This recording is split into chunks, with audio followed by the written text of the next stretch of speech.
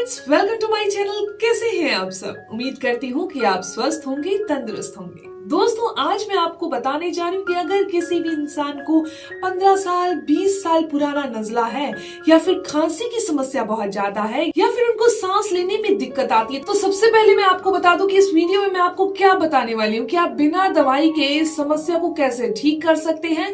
इसके साथ मैं आपको बताने वाली हूँ कि अगर आपने इसे नजरअंदाज किया, ये सोचा कि क्या होता है, छींकें ही तो आती है, सुबह उठते हैं छींकें आती है, या फिर किसी हवा के टच में आते हैं, ज्यादा हवा चल रही है, धूल उड़ रही है तब छींकें आती हैं, या कहीं मोटरसाइकिल से सफर कर रहे हैं तो छींकें आती है, तो अपने आप ठीक हो जाती है, पूरा दिन बहुत आराम से कटता है। अगर आप इसे नजरअंदाज करते हैं तो बॉडी के साथ क्या होता है। इसके अलावा अगर आप इसके लिए रोजाना कोई मेडिसिन खा रहे हैं, यानी एक गोली खाई और पूरा दिन बहुत आराम से कट रहा है, अगर आप ऐसा कर रहे हैं तो बॉडी के साथ क्या होता है। इसके अलावा मैं आपको बताने जा रही हूँ इसका इलाज कैसे संभव है, यानी बिना दवाई के इसका इलाज फिर करना किस तरीके से है। दोस्तों, अगर इन सभी बातों की पूरी जानकारी अगर आप लेना चाहते हैं तो अपने 5 से 6 मिनट मुझे जरूर दीजिएगा, ताकि आपको स्टेप बाय स्टेप सारी चीजों का पता चल सके कि ऐसी कौन सी चीजें हैं जो नहीं खानी, ऐसी कौन सी चीजें हैं जो हमें खानी है।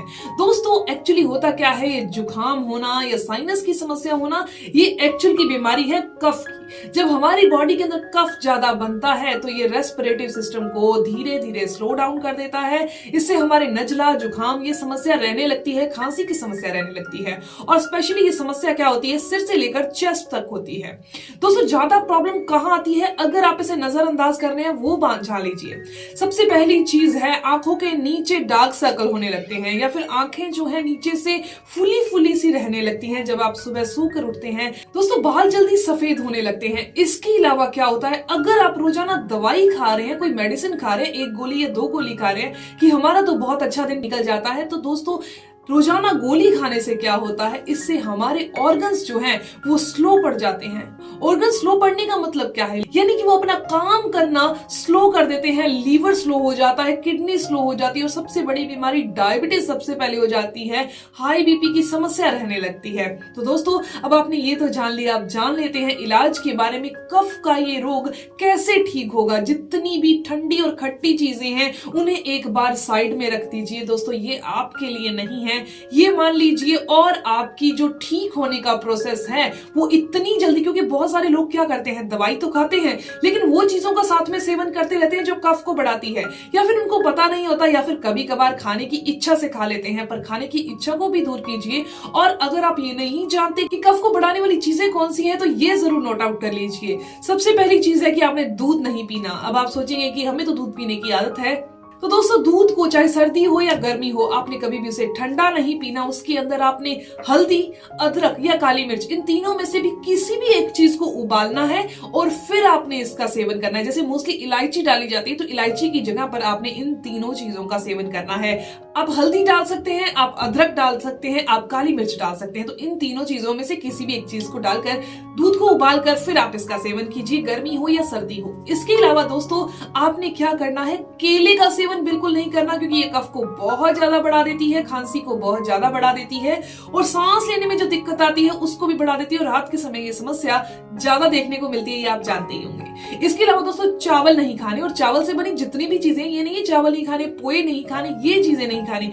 चावल का आटा यूज नहीं करना, यानी चावल की कोई भी चीज आपने नहीं लेनी। दूध से बनी हुई कोई भी मिठाई का सेवन आपने नहीं करना, क्योंकि उसमें ना तो अदरक होगी, ना उसके अंदर काली मिर्च होगी, ये चीजें नहीं होंगी। तो इसका मतलब है कि आपने मिठाई का सेवन भी नहीं करना। और इसके अलावा दोस्तों, आपने दही का सेवन भी नहीं करना, क्योंकि अगर आप दही खा रहे हैं, दूध पी रहे हैं और आप उसके साथ दवाई खा रहे हैं, तो कोई असर नहीं होगा, सब असर बेअसर हो जाएंगे। सिर्फ आपका दिन ही जाएगा, लेकिन आप स्वस्थ नहीं होंगे। अब आपने क्या लेना है, एक चीज और आपको बता दूं कि आपने घी भी कम कर देना है। ये नहीं मैं कहती बिल्कुल खाना नहीं है, पर कम कर दीजिए, और ठंडा घी आपने बिल्कुल नहीं लेना। तो दोस्तों, अब मैं आपको बताने जा रही हूँ इसके इलाज के बारे में। इलाज में आपको एक चीज बता दूं कि आपने उष्ण चीजों का सेवन करना। उष्ण चीजें यानी कि गुनगुनी चीजों का सेवन करना है। अगर आप पानी भी पी रहे हैं तो गुनगुना पीजिए। अब जैसे कि गर्मियां शुरू हो गई हैं, तो आप ऐसा पानी पीजिए जो कि नॉर्मल टेम्परेचर पर पड़ा हो, रूम टेम्परेचर पर पड़ा हो।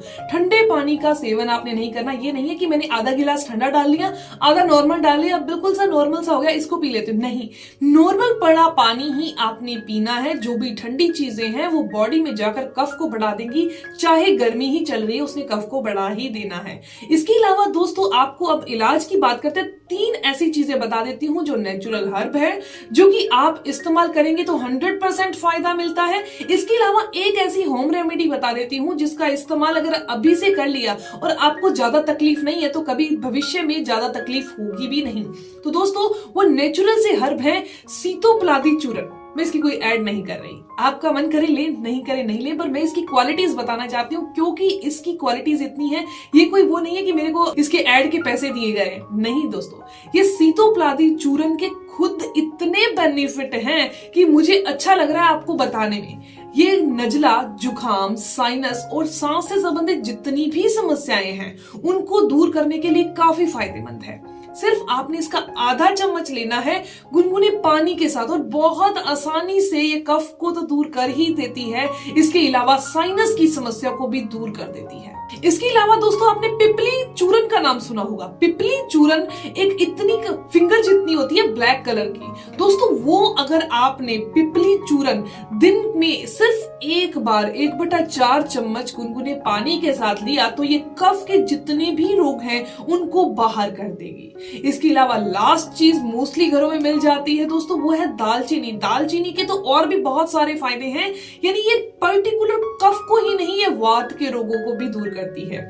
जब बॉडी में वायु बढ़ती है तो जॉइंट पेन होता है, मसल पेन होता है, और कफ बढ़ने पर रेस्पिरेटिव सिस्टम डिस्टर्ब हो जाता है। तो ये कफ और वात दोनों तरह के रोगों को दूर करने का काम करती है। तो दोस्तों आप इसका इस्तेमाल भी कर सकते हैं, और आप जो दालचीनी ले रहे हैं उसका इस्तेमाल आप शहद के साथ कर सकते हैं। अब मैं आपको बताने जा रही हूँ होम रेमेडी कौन सी है और होम रेमेडी किस किस काम में काम करती है, फायदा करती है।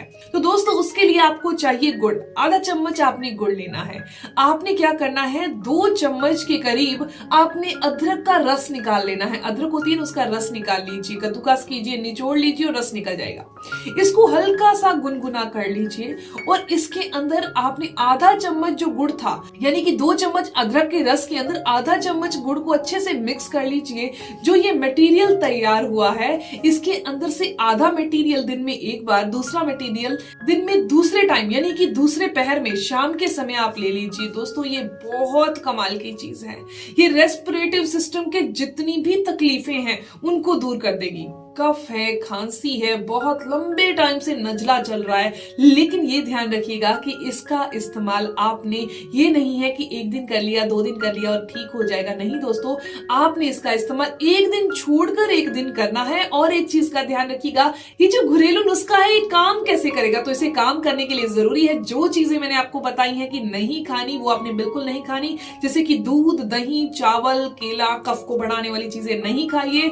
1 दिन छोड़कर 1 दिन, 1 महीना रोजाना, ऐसे ही यानी 15 दिन रोजाना सेवन कर लीजिए। 1 दिन छोड़कर 1 दिन करना है तो आपकी ये समस्या पूरी तरह से दूर हो जाएगी। दोस्तों मुझे उम्मीद ही नहीं पूरी आशा है कि आपको ये वीडियो काफी बेनिफिशियल लगी होगी। अगर आपके लिए फायदेमंद है, आपको ये अच्छी लगी तो आप इस वीडियो को जरूर लाइक कीजिएगा। अगर आपके कोई भी सवाल हो तो आप जरूर पूछिएगा। वैसे मैंने अपनी तरफ से सारे सवालों के जवाब देने की कोशिश की है। और दोस्तों अगर आप ऐसी ही इंफॉर्मेटिव वीडियोस और चाहते हैं तो आप चैनल को जरूर सब्सक्राइब कर लीजिए, बेल आइकन पर प्रेस करिए ताकि सारी नोटिफिकेशन हर एक वीडियो की आप तक पहुंचती रहे। मिलते हैं दोस्तों नेक्स्ट वीडियो में, तब तक के लिए धन्यवाद।